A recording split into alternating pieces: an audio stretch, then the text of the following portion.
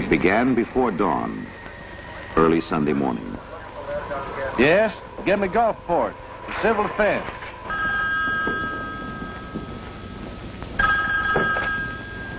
Yeah? Wade? Bill Tilson, Mobile Weather Bureau. Yes, Mr. Bill. Hate to wake you, but Camille's changing course, turning north now, instead of east. Looks like she's going to hit you right where you live. For 24 hours, the whole Gulf Coast has been on hurricane watch. People sleeping at their posts. And now... Harrison County Civil Defense to Biloxi CD. Come back, please. Yes? Julie? Mobile Weather says it's coming. Wake everybody up.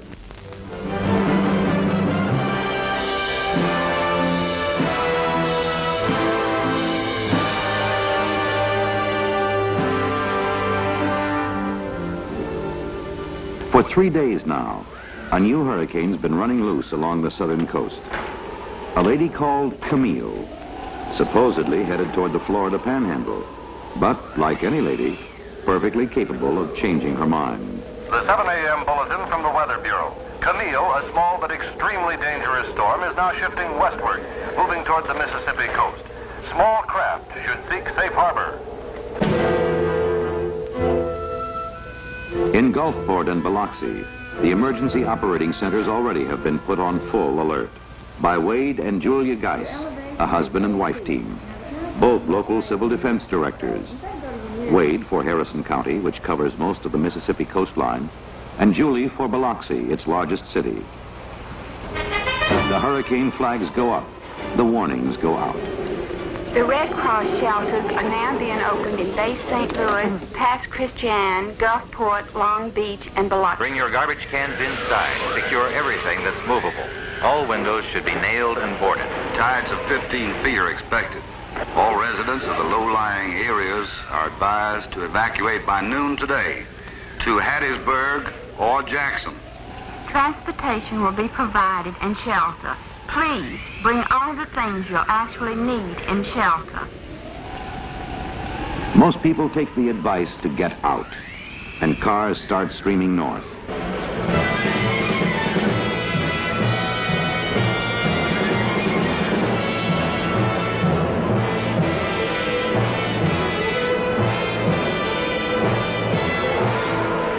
Early Sunday afternoon, Camille brushes past the mouth of the Mississippi. At first, she only blows a few shingles off the roofs. Then she begins ravaging the whole Louisiana Delta.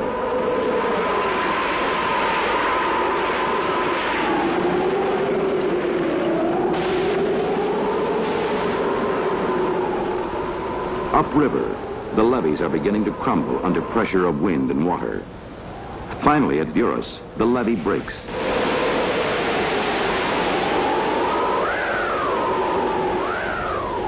Time to get out.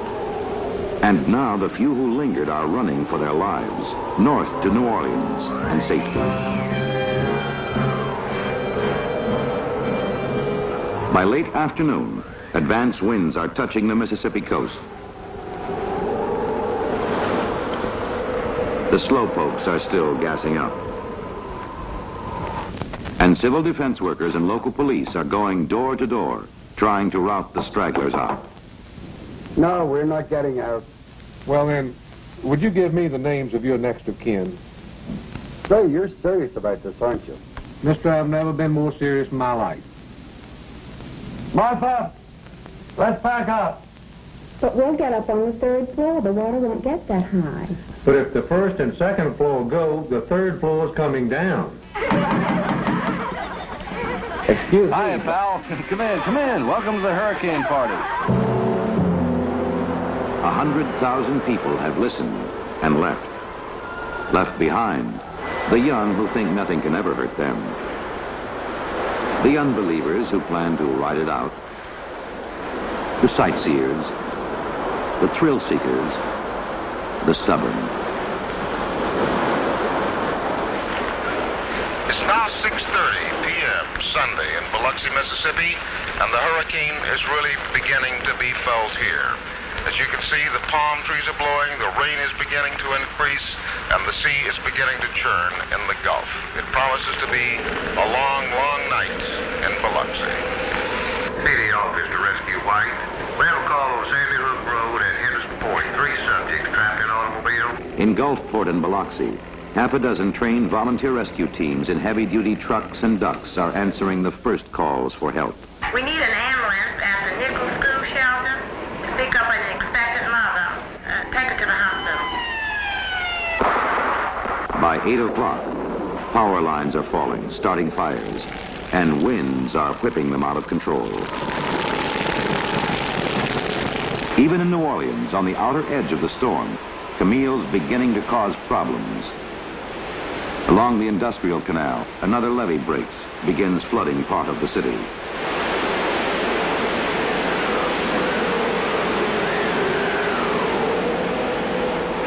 It's 10 o'clock in Biloxi now, and the eye of the storm, they say, is still over 2 hours away. The wind is so strong one can hardly stand up in it. The rain is torrential. Streets are flooded. We are cut off from the outside world in our motel here. There is no power. Everything is black. Rescue Red to CD control. Harrison County CD. Already one of Gulfport's heavy-duty rescue teams is in trouble. What's your 1020? Rescue Red has gone out on one mission too many. Their truck is swamped in the rising tide. To hell with the radio and the equipment. Abandon your machine. Power poles are falling, live wires sizzling in the streets. Staying out now is suicide. Rescue Blue and White, come home. All rescue units, come home.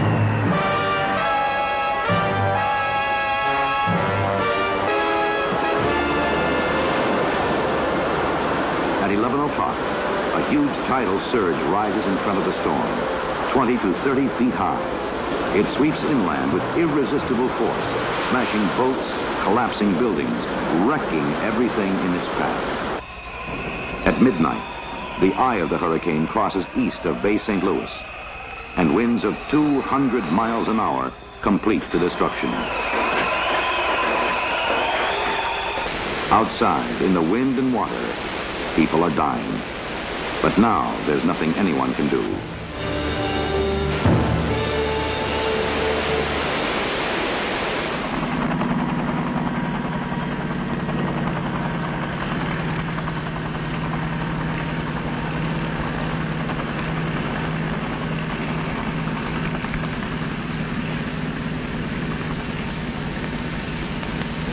They called it the American Riviera, the loveliest beach in the South. Now,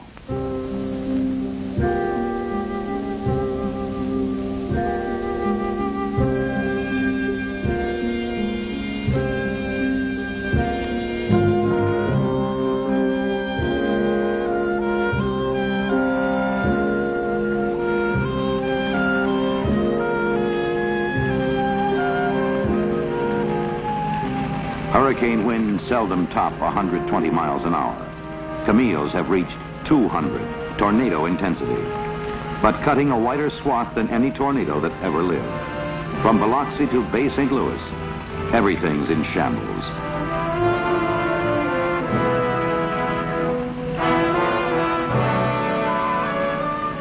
Down the Delta, it's not much better. In Buras, where the levee broke, there were 6,000 homes. Now, only 6 are fit to live in.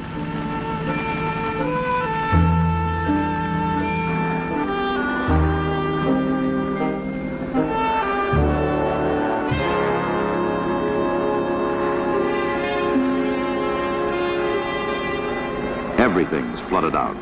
Even the graveyards are 6 feet under.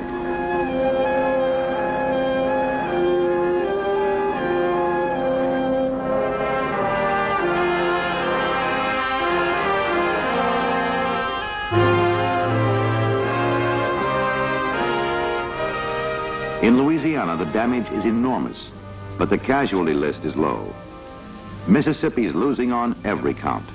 Survivors are stumbling out of the shelters, still dazed by what they've been through, and at seeing how little is left.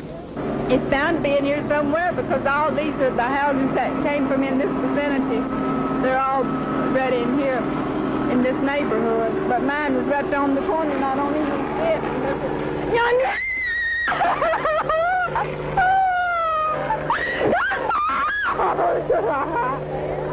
That grave yonder, that's mine. Some are lucky, others less so. You can't imagine devastation as complete as this. When we came over Monday, we thought we were going to still find our home. When we walked up the street and saw it level, we knew that whoever stayed would not be here. Here lie the Richelieu apartments in Pass Christian, where some of the tenants refuse to get out. But we'll get up on the third floor. The water won't get that high. Come in. Welcome to the hurricane party. 24 people decided to ride it out at the Richelieu. 23 died when the building collapsed.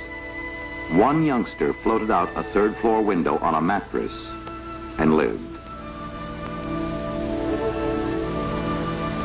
The man on the second floor, he had a drink, and he told me to come on up and join the party, that they were going to stay on the third floor. And I told him, no, this was too serious. I told him to get out. He said, the man said, well, this is my property, and if you're going to arrest me, go ahead and arrest me. So I called the civil defense man, and the last thing he told me was to go back and get his address of the next of kin so we can notify him. And the man, he looked at me and he laughed. Now, Camille's almost become a forgotten woman. She whips through northern Mississippi at a furious pace and then slows down, becomes just a heavy thunderstorm as she crosses into Tennessee. Then she turns east toward the Appalachians and the Atlantic. The storm rises over the Blue Ridge Mountains, runs into cold air, and torrential rains start falling. More than 27 inches in less than 6 hours. 2 to 3 feet of water for every inch of land. And suddenly, flash floods are roaring down every hill and hollow, starting landslides, smashing houses, burying people in their sleep.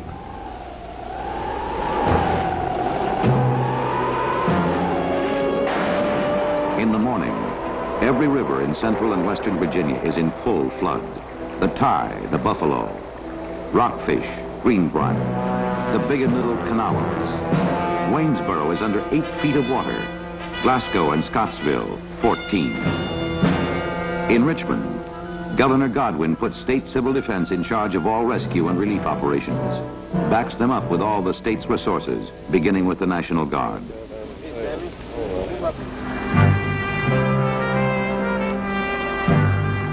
The mountains tell the story. Every ravine scarred by landslide, every valley a mass of mud. And under the mud, the dead. A dozen hamlets like Davis Creek, Tyro, Massey's Mill are almost wiped out. It just came down through this area just like an ocean wave, more or less. And these people right in here, they just didn't have a chance. It just took all these houses through here. How many are dead or missing here in Massey's Mill?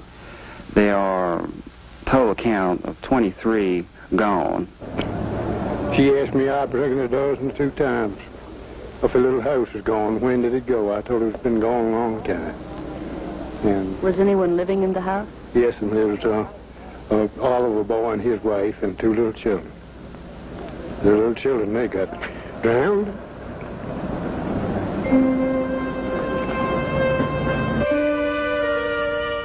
Bridges are out, highways buried. In many places, there's no way in except by helicopter. At first, everyone's going in circles. Then quickly it straightens out, and help begins pouring in.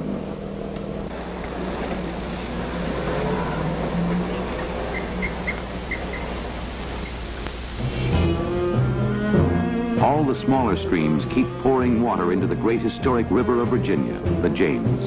And from Lynchburg to Richmond, the cities downstream are in the deepest danger they've known in a century.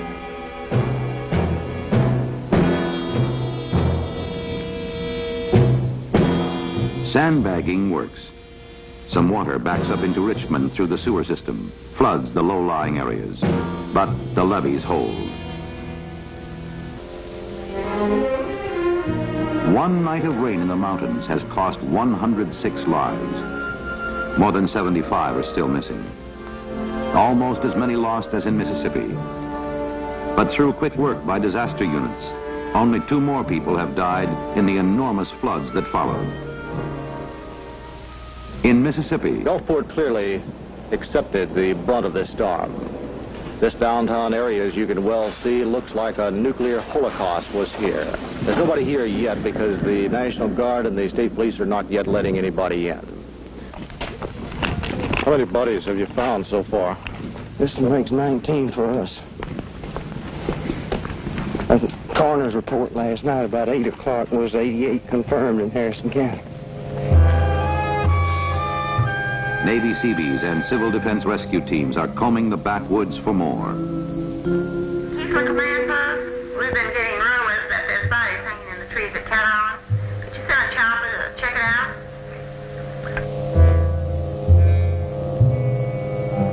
out? Up and down the beach, Coast Guard planes and choppers are searching the waters offshore for bodies. No one knows how many have died. There's no water except from broken mains, with the inevitable threat of typhoid. We need water, and I don't care what you put it in. Milk bottles, wine bottles, beer cans, anything. No power, no food, no nothing. Suddenly, 1,000 problems are overwhelming the few who have to meet them. Ask them to please contact the Biloxi police, see if they can get a hold of them. Our radio's out. We cannot notify the law authorities here. Governor's Mansion to Harrison Civil Defense. Did Henry Carroll tell you about this man in Connecticut who's sending some water purifiers down? All righty, I got a message for Colonel Dent, State Civil Defense Director. Wade, do you have a 30K three-phase generator uncommitted? 10-4, Skipper. We're uncrating one now. Hey, look, I can't find your truck here, buddy. Oh, I don't need it. I don't need it. Got one. Oh, you lucky dog. Okay, if you can use them, we can get 2 units coming in from Pennsylvania with heavy-duty rescue trucks, generator, high-intensity lights, and 25 to 30-man crew. Yes, we need rescue units, but trained, self-contained rescue units. We can't feed them, we can't sleep them, and tell them to bring their own water. 10-4. Help's a-comin'. In New Orleans, a Rampart Street parade to collect money for the hurricane victims. From California, Florida, a dozen states, food and clothing are being airlifted into Keesler Air Force Base in Biloxi. Volunteer rescue teams are coming in from everywhere. But more important in the long run, Air Force 2 is bringing in the Vice President, Secretary Romney, and the head of the Office of Emergency Preparedness, George Lincoln, who will have the job of coordinating all federal assistance to the stricken areas. To meet the governors, John McKithen of Louisiana, John Bell Williams of Mississippi, and try to get things moving.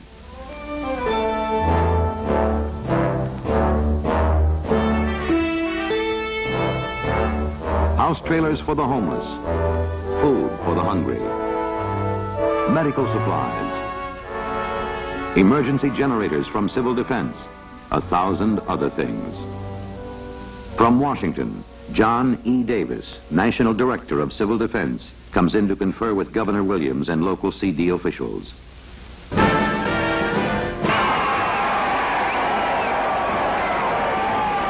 Soon the President will fly in too, from the Western White House. Mississippi, Louisiana, Virginia, and part of West Virginia have all been declared major disaster areas and will get all the help the government can give them.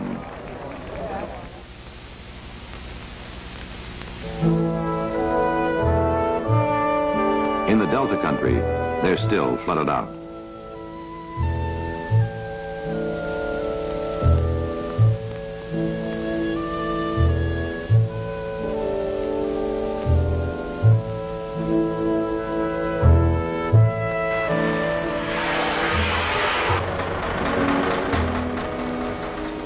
In Virginia, cleanup's already begun.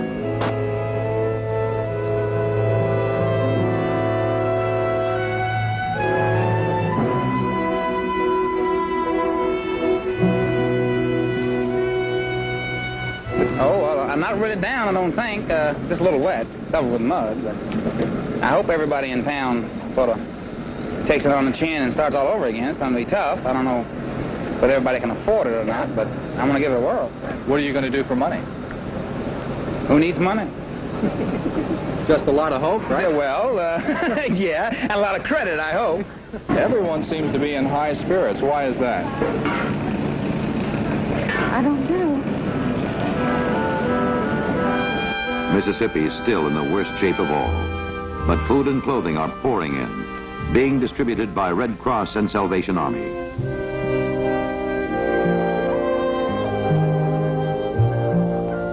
What are you looking for now? I'm trying to find me some britches, but I don't know where to start looking. You ever think you'd be out here looking for clues in a gymnasium? No, sir. I never thought I'd ever do it. So you lost your shirt. What now? I don't know, start over again. I got the clothes I got on and $22 in my pocket. And if I'd have had a choice, I'd have picked some better clothes. Thousands are homeless, have to be evacuated north to Hattiesburg or Jackson.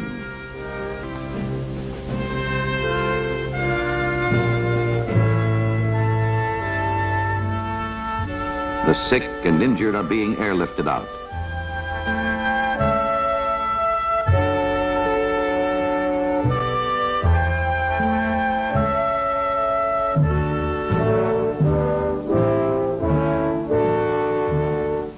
No one knows yet how many have died, or why they ignored the warnings and stayed behind. Mister, I don't know why they stayed, but I know why I left. I kept this thing 200 miles behind me, and I'll do it again. I won't ever stay and wait to see what's going to happen. And this is my first hurricane. I didn't know enough to get out. This is my last time I'm going to sit down here. In the most storm, this is my last one. And my house was under 12 feet of water. And I've seen about all my family has had destruction of their homes.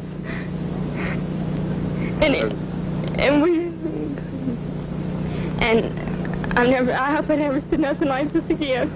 I'm not young, but it takes this hard blow. Can you understand why anybody would stay here? Does that make sense to you? No, not certainly not now. I look at all this. I kind of wish I'd stuck around and gone with the house. I wouldn't have any problem. Others mean to hang on. And did you weather the storm in your house? Yeah, we'll never do it again, I'll tell you that. What happened when the roof came off? I almost had a heart attack. It was awful. And you plan to rebuild and move back to Bay St. Louis? Yes, well, that's my home. You plan to rebuild, or what will you do now? Well, there's nothing else to do. This part of my house still there. So I have to go back. That's all we have. I have a blind husband, and that's our roots. But there's one thing for sure. We'll rebuild. Yeah. We got a beautiful country down here. We'll make it beautiful again. Nearly everyone along the beachfront has been wiped out. Their houses wrecked or vanished. Some have lost everything, including hope. But surprisingly, on every third or fourth lot along the beach, American flags are being planted, flying defiantly. Maybe to tell the world, we aren't down yet. Now people are beginning to pick up the pieces. What are you looking for down there? Money and all sorts of things like spoons, forks, and knives, parts of mirrors, parts of plates, razor blades. Have you found anything? Yep, money, spoons, razor blades. How much money did you find? $4.98. How long are you going to keep digging? Till I have to go home.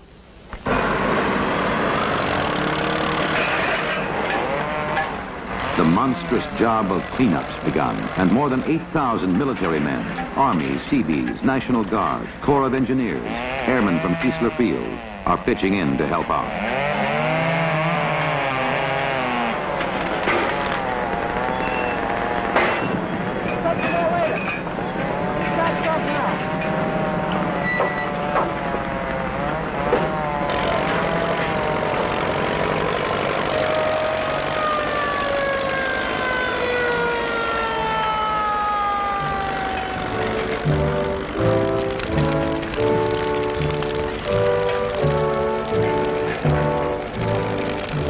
It's been 7 long days since thousands of rescue workers have seen a bed, or their homes, or their wives. Julie, you still there? How are you, honey? Tired. It's Saturday night and it's been one hell of a week. Let's go home.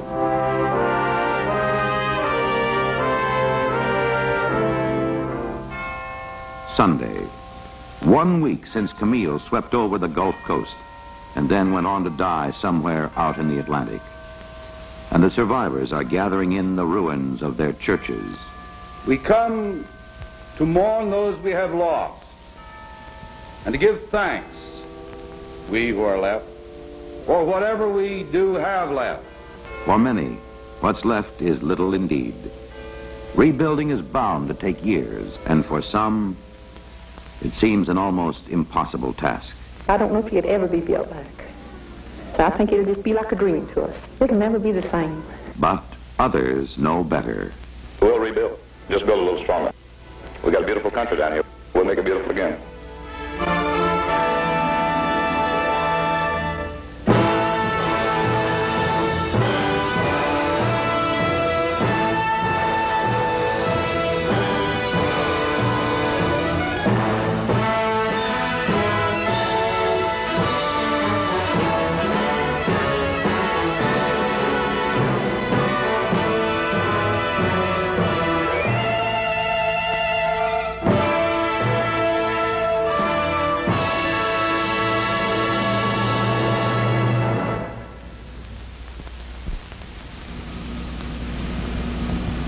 All right, you've seen what happened. I saw it too when I flew in immediately after.